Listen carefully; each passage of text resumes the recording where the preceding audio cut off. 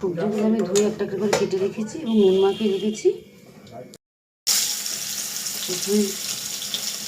একটু তুলে নিয়েছি, কেটে রাখা নুন মাখিয়ে রাখা বেগুনগুলো আলাদা দিয়ে দেবো।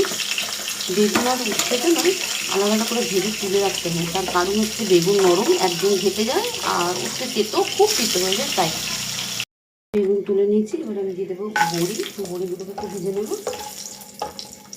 বড়িগুলো যাতে বেশি পুড়ে না যায়, একটু সাবধানে ভাজতে হবে, কম আছে। আমি সোমবারে দেবো রাঁধুনি আর সর্ষে, আর কিচ্ছু না। ভাজা গন্ধ বেরিয়েছে।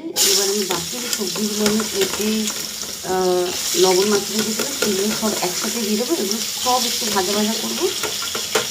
সব সবজিটা হয়ে গেছে, এবার এগুলো একটু ভাজবো। সবজি ভাজা হয়ে গেছে। একটু আদা আর রাঁধুনি বেটে রেখেছিলাম, সেই বাটা মশলাটা আমি দিয়ে দিলাম। যদি বাটা মশলা দিয়ে একটু নাড়বো। রাঁধুনির একটা সুন্দর গন্ধ বেরিয়েছে, একদম মন ভোলানো গন্ধ। এরপরে আমি দিয়ে দেবো 2 চামচ পোস্ত, যে পোস্তটা আমি আগে বেটে রেখেছিলাম। এটা একটু নাড়বো আমি।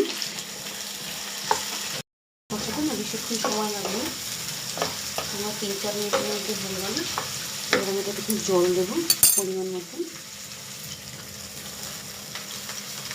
দুধও দেবো, দুধটা একটু পরে দেবো, এখন ঢাকা দিয়ে দেবো। সবজি আমার এখানে সিদ্ধ হয়ে গেছে। এবার আমি এতে একটু দুধ দেবো। সত্যিটা দুধ দিলে খুব টেস্ট হয়। বাকি যে সবজিগুলো আর বড়িটা আলাদা করে রেখেছিলাম, এটা একটু মিশিয়ে দেবো। সামান্য চিনি অ্যাড করবো।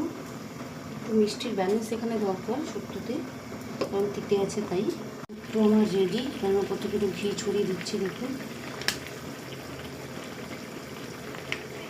প্রত্যেকে না কাঁচা রাঁধুনি বাটাও দিতে পারেন, খুব সুন্দর একটা স্মেল আসে, খুব সুন্দর একটা গন্ধ আসে এই ঘিয়ের সাথে কাঁচা রাঁধুনি।